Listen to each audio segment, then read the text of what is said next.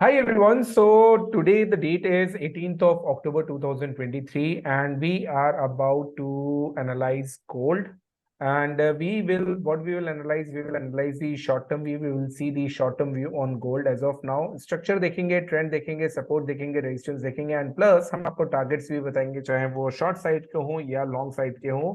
तो इस वीडियो को बिल्कुल एंड तक देखिएगा। मेरे साथ इस वीडियो पे हैं प्रसाद चांडक जो कि मेरे साथ एनालाइज करेंगे गोल्ड को, right. So guys now if you will see, पहले मैं आपको दो तीन चीजें बड़ी कॉमन सी चीज बता देता हूँ। सो अगर इसको जूम करें और आपके लिए देखें तो लास्ट वीक गोल्ड में काफी बुलिश कैंडल बनी थी। इफ यू विल सी काफी बुलिशनेस थी और आप सब जब जानते हैं कि बुलिश कैंडल क्यों बनती है। जब कभी गोल्ड जैसी कमोडिटी में इकोनॉमी का जब काफी असर पड़ता है तो वहां पे हमें बुलिश कैंडल्स या हमें वहां पे काफी कुछ एक्शन देखने के लिए मिलता है गोल्ड जैसी कमोडिटी पे, because it is the safest commodity. Now दोस्तों, अगर पिछले हफ्ते इतना गोल्ड बुलिश था तो डेफिनेटली किसी ना किसी ने जम के तो बाय किया होगा। लेकिन अगर थोड़ा सा आप गौर से और देखें, अगर इस कैंडल को छोड़ के हम अगर ये पूरी कैंडल्स ले, 5 कैंडल, तो लास्ट इफ 18 ऑफ सितंबर से अगर देखें तो गोल्ड ने एक पैसे का भी मूव नहीं दिया, यही की यही मूव कर रहा है। और थोड़ा सा और पीछे लेके जाएं इस एंगल से अभी तक, मैं इसको फिर से करेक्ट कर देता हूं। If you will see from almost this angle till now, gold का अभी तक कहीं पे भी मूव नहीं आया है। इसका मतलब अगस्त में गोल्ड जिस प्राइस पे था आज भी वो उसी प्राइस पे है। अगर आप इसको ऐसा देखना चाहें तो प्लीज ऐसे देखिए। तो पॉइंट क्या है कि गोल्ड को समझने के लिए हमें क्या चाहिए। सबसे पहले हमने जो पॉइंट निकाला कि पिछले हफ्ते की कैंडल काफी बुलिश कैंडल थी, कहीं पे भी हमें लो और हाई में कहीं पे भी कोई करेक्शन देखने के लिए नहीं मिला। इसका मतलब है कि जो भी बाय कर रहा था काफी एग्रेसिवली बाय कर रहा था। So this was the first point. दूसरा पॉइंट हमने निकाला कि अगस्त मंथ से गोल्ड कहीं पे भी नहीं गया, जिस प्राइस पे था उसी प्राइस पे लाई कर रहा है। ये हमारे लिए देखना बहुत जरूरी है कि गोल्ड यहाँ से कैसे रिएक्ट करता है, क्या वो इस रेंज को तोड़ता है। अगर इस रेंज को तोड़ेगा तो ऑफ कोर्स हमें काफी ज्यादा अपसाइड मूव देखने के लिए मिलेंगे, क्योंकि अगस्त से तो कहीं गया नहीं है। तो ये रेंज क्या हुई, सबसे पहले इस रेंज को हम नोट कर लेते हैं। ये रेंज जो आपकी हुई वो ही 1950, और यही मैंने आपको कल के मैसेज में बताया था। अगर आप कल का मैसेज देखेंगे कि आपके लिए सबसे पहले जो इमीडिएट रेजिस्टेंस हुआ दोस्तों वो हुआ 1950 से 1960 का। अगर गोल्ड इसके ऊपर रहता है तो definitely we are very much bullish. तो इस चीज को ध्यान से देखिएगा और इस चीज को लेवल को कहीं ना कहीं नोट करिएगा। इसके साथ ये भी नोट करिएगा कि लास्ट वीक की कैंडल काफी बुलिश है। तो मैं स्पेशल नोट लिख देता हूँ। We will write the special note here and that is last week candle is very bullish, is very bullish को मैं कैपिटल लेटर में लिख देता हूं और यहाँ पे मैं इसको व्हाइट कर देता हूँ, right. So this is a special note. हम स्पेशल नोट भी लेते हुए चलेंगे यहाँ पे। नाउ दोस्तों, अब इसमें सेकंड पॉइंट देखते हैं। तो सेकंड पॉइंट में आपको साफ साफ दिख रहा है कि इसका जो स्ट्रक्चर है, मैं सबसे पहले क्योंकि स्ट्रक्चर की बात करना चाहूंगा फिर बाकी चीज पे आऊंगा। तो जैसे मैंने क्रूड ऑयल और हर जगह भी आपको हर एनालिसिस में बताता हूँ, तो जो इसका स्ट्रक्चर है that is still very much positive. अभी के लिए आप देखेंगे तो इमीडिएट स्ट्रक्चर पॉजिटिव दिख रहा है। अब ये पॉजिटिव दिखने के पीछे का रीजन क्या है, रीजन भी जान लीजिए जिनको स्ट्रक्चर्स नहीं मालूम। स्ट्रक्चर क्या होता है, जब कोई भी कमोडिटी या कोई भी स्टॉक दोस्तों ऊपर जाता है तो उसमें करेक्शन नेसेसरी होता है। करेक्शन आता है फिर ऊपर जाता है, और पहला वाला अगर स्ट्रक्चर का हाई क्रॉस कर दिया, ये जो पहला वाला हाई था इसको क्रॉस कर दिया, तो डेफिनेटली स्ट्रक्चर आपका पॉजिटिव कहलाने लग जाता है। और उसके बाद जो करेक्शन आता है तो प्रीवियस लो जो आपको ये दिख रहा है, प्रीवियस लो अगर क्रॉस नहीं किया डाउन साइड तो डेफिनेटली स्ट्रक्चर पॉजिटिव रहता है। तो यहाँ पे भी हम देखेंगे तो इसने आपका प्रीवियस लो जो है that is not crossed at all. इसका मतलब है कि प्रीवियस लो के आसपास इसने आके एक वापस से जंप दिया है। तो प्रीवियस लो क्या था, ये प्रीवियस लो ये वाला था, और आप देख रहे होंगे तो अभी भी जो फॉल आया उसका प्रीवियस लो क्रॉस नहीं हुआ। इसका मतलब क्या है कि ये जो लेवल है 1800, ये काफी स्ट्रॉन्ग सपोर्ट लेवल्स हो गए। तो स्पेशल नोट में सेकंड पॉइंट क्या आएगा हमारा, नाउ इफ आई राइट, तो स्पेशल की 1800 very strong support levels, right.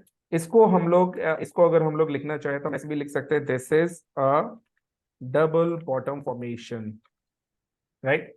ये डबल बॉटम फॉर्मेशन होती है। अब डबल बॉटम फॉर्मेशन क्या है उस चीज के बारे में हम फिर से एक बार बात करेंगे लेटर ऑन। आज के लिए इसको हमें एनालिसिस को थोड़ा सा जल्दी जल्दी करना पड़ेगा। इसीलिए मैं इसके बारे में आपको बताऊंगा, फॉर श्योर बताऊंगा, इसके पे एक लर्निंग वीडियो बनाऊंगा, उसको देखिएगा। तो स्पेशल नोट में डबल बॉटम हमें मिल गया। स्ट्रक्चर अभी तक हमारा क्या है, स्ट्रक्चर को हम लोग लिख लेते हैं पॉजिटिव। जैसे मैंने आपको बताया कि स्ट्रक्चर अगर आपका पॉजिटिव है then it is good. Structure positive का मतलब क्या है, ऊपर गया नीचे आया, ऊपर गया नीचे आया, लेकिन प्रीवियस लो को क्रॉस नहीं किया, तो स्ट्रक्चर अभी तक पॉजिटिव है। तो हमें बहुत सारी चीजें यहाँ पे मिलती जा रही हैं, होप आप लोग समझ पा रहे होंगे। अब दोस्तों एक ओवरऑल सिचुएशन ले लेते हैं। ओवरऑल सिचुएशन में अभी ये रेंज बाउंड चल रहा है। सो अगर आप देखोगे तो मैंने आपको ये कल के मैसेज में बताया था कि ओवरऑल अगर ये रेंज बाउंड सिचुएशन है, जो कि आपको साफ साफ यहाँ पे दिख रहा है कि ओवरऑल ये जो 2070 2080 का जो लेवल्स है उसको ब्रीच नहीं कर पा रहा है, तो डेफिनेटली ये लेवल्स हमारे लिए बहुत स्ट्रांग लेवल हो गए।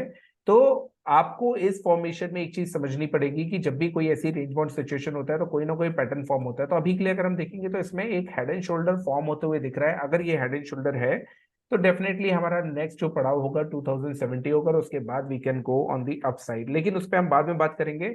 ओवरऑल रेजिस्टेंस में यहाँ पे एक बार नोट कर देता हूं, which is and overall resistance हो गया आपका 2070 लेवल्स से। ओवरऑल मतलब अगल बगल का जो आप रेजिस्टेंस लेंगे वो डन। तो मेरे ख्याल से यहां से चीजें क्लियर होंगी। नाउ दोस्तों यहाँ पे मैं एक वर्ड ऐड करना चाहूंगा विच इज और ribbon moving average. Ribbon moving average जो कि मैंने एक्सपोनेंशियल पे लिया है, दैट इज पॉजिटिव। अब ये क्या होता है, ये क्या बला का नाम है, सिंपल सी बात है। यहाँ पे जो अगर मैं प्राइजेस को हाइड कर दूं, इनको हाइड कर दूं, तो आप देख रहे होगे कि मूविंग एवरेजेस अभी सारे पॉजिटिव हैं। तो ये जो एक्सट्रीम वाला मूविंग एवरेज है 200 100 50 एंड 20, ये मूविंग एवरेजेस को अगर हम देखेंगे तो मालूम चलता है कि प्राइस एक्शन में अभी भी पॉजिटिवनेस है, क्योंकि सारे मूविंग एवरेजेस जो लैगिंग इंडिकेटर होते हैं लेकिन बहुत पावरफुल होते हैं। तो यहाँ पे साफ साफ है, अगर प्राइजेस मूविंग एवरेज के ऊपर चल रहे हैं प्लस मूविंग एवरेज एक दूसरे मूविंग एवरेज के ऊपर चल रहे हैं, तो definitely it is a very positive note. तो अभी भी कहीं पे कोई निगेटिविटी है नहीं दोस्तों, ये चीज समझ लीजिएगा, राइट।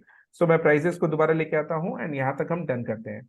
अब इसी चार्ट पे सिर्फ मैं आपको इस वीक का सपोर्ट दिखाना चाहूंगा। इस वीक के सपोर्ट के लिए वी विल टेक हैकेनाशी की करंट कैंडल लेंगे। तो करंट कैंडल पे आपका 1876 का एक सपोर्ट है। तो आपके लिए इस वीक पूरे वीक वीकली जो है, इस पूरे वीक में आपका सपोर्ट क्या आएगा, 1870 की रेंज, राइट। ये वीक का सपोर्ट है जो आपका 1870 है। लेकिन जो शॉर्ट टर्म ट्रेडर वो क्या कर सकते हैं, तो शॉर्ट टर्म ट्रेडर्स के लिए याद रखिए बहुत कुछ है इसमें करने के लिए और देखने के लिए। शॉर्ट टर्म ट्रेडर्स को एक चीज याद रखनी है, सब कुछ पॉजिटिव है आपका, everything is going positive except one thing, और वो कल मैंने आपको चिताया था, बताया भी था। And what is that, if you will understand this, तो आपको यहां से एक रेंज मिल रहा है जो कि रेंज आपका एक रेजिस्टेंस रेंज क्वाइट दिखता है, राइट। अगर इसी रेजिस्टेंस रेंज को मैं थोड़ा सा ऊपर कर दूंगा तो ये आपका पूरा का पूरा जो रेजिस्टेंस रेंज है ये आपका ऐसा बन जाएगा। और इसको मैं करना चाहूंगा रेड कलर में, ताकि आपको ये मालूम चल जाए कि पूरी जोन है, राइट। अब मैंने ऐसा क्यों लिया, देखिए दोस्तों, कभी भी वॉलेटिलिटी को हमें डिस्काउंट करना पड़ता है। वॉलेटिलिटी डिस्काउंट का मतलब क्या है कि अगर ये रेजिस्टेंस था और ये रेजिस्टेंस था, ये रेजिस्टेंस था, ये रेजिस्टेंस था और अभी भी ये रेजिस्टेंस था, तो ये जो एक्सट्रीम का रेजिस्टेंस लगा था, इसका जो जो आपके रीजन थे, एक तो ये लॉन्ग टर्म जो आपका 2075 पे बन रहा था, एक ये था। लेकिन चैनल के बेसिस पे देखेंगे तो रेजिस्टेंस ऐसे काउंट होता है। तो आज के लिए हमें मान के चलना चाहिए कि 1970 से 1975 आपके लिए ओवरऑल एक रेजिस्टेंस रहेगा, जो मैंने यहाँ पे ऑलरेडी नोट करवाया हुआ है, राइट। तो आपको करना क्या है, आज के इंट्राडे में अगर ये 1970 के आसपास आता है तो आपको सेल करना है। याद रखिएगा, इंट्राडे में सेल करना है, या कल तक के लिए मैक्सिमम आप बहुत शॉर्ट टर्म ट्रेड लेना चाहें तो इंट्राडे में, और थोड़ा सा आप कल तक का वेट करना चाहें तो आप क्या करोगे सर, 1970 पे 1975 के आसपास सेल करोगे, 1980 1990 का स्टॉप लॉस लगाओगे and then you will sit quietly. और आपको अगर इसमें $50 या $40 मिल जाते हैं then you can take that money out, right. ये इंट्राडे की बात है, याद रखिएगा। मैक्सिमम जो रिस्की प्लेयर्स है वो कल तक लेके जा सकते हैं, वरना इससे ज्यादा आपको कुछ करने की जरूरत है नहीं। डन। अब आपके लिए इधर पे दो चीजें हैं, समझ लीजिए। और वो क्या है, पहला कि जो इसका स्ट्रक्चर है वो अभी भी पॉजिटिव नहीं हुआ है on the daily charts, right. तो स्ट्रक्चर अगर आप देखेंगे तो स्ट्रक्चर इज स्टिल वीक, और स्ट्रक्चर को पॉजिटिव होने के लिए इसको सस्टेन करना पड़ेगा 1940 के ऊपर। 1940 एक रेंज है जिसको सस्टेन करना पड़ेगा।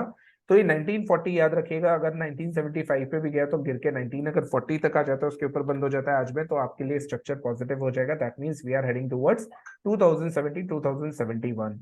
दोस्तों मेरे ख्याल से यहां तक आपके पास चीजें बहुत क्लियर होंगी। अब एक बिल्कुल शॉर्ट टर्म ट्रेड देख लेते हैं। शॉर्ट टर्म ट्रेड क्या बनेगा, बिल्कुल शॉर्ट टर्म ट्रेड में आपके लिए मूविंग स्ट्रक्चर्स काफी पॉजिटिव हैं और प्राइजेस काफी पॉजिटिव जा रहे हैं। तो आपको यहाँ पे क्या करना है, सिर्फ और सिर्फ एक जोन देखना है which is actually this one. तो इंट्राडे में अब अगर कोई पॉजिटिव रहना चाहता है तो आपके लिए ये सपोर्ट जोन बनेगा 1940 1910। इसके पास आता है तो डेफिनेटली आप बाय करिए, विच इज लाइक आ भी सकता है, कोई बड़ी बात नहीं है।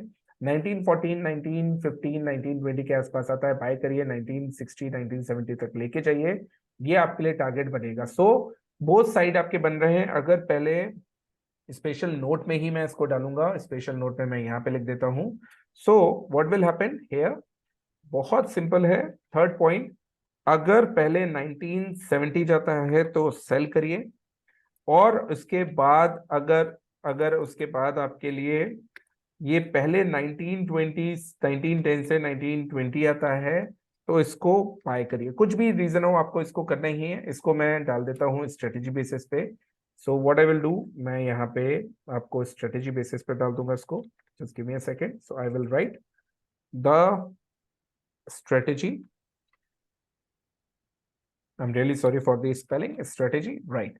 तो स्ट्रेटेजी क्या करना है आपको, पहले अगर आता है यही आपके टारगेट्स हैं और यही आपके हैं। फिर से सुन लीजिए, आज अगर 1970 पहले आता है तो आपको सेल करना है और आपको टारगेट रखने हैं 1940 से 1920 तक के।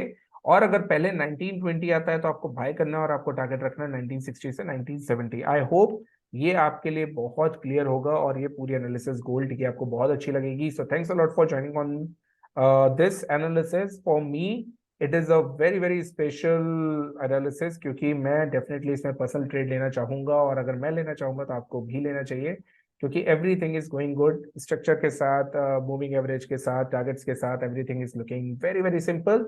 दोस्तों इस अपॉर्चुनिटी को मत छोड़िए, अच्छा लगे तो लाइक करिए और शेयर करिए इस वीडियो को। Thanks a lot for watching this video, thanks a lot, bye.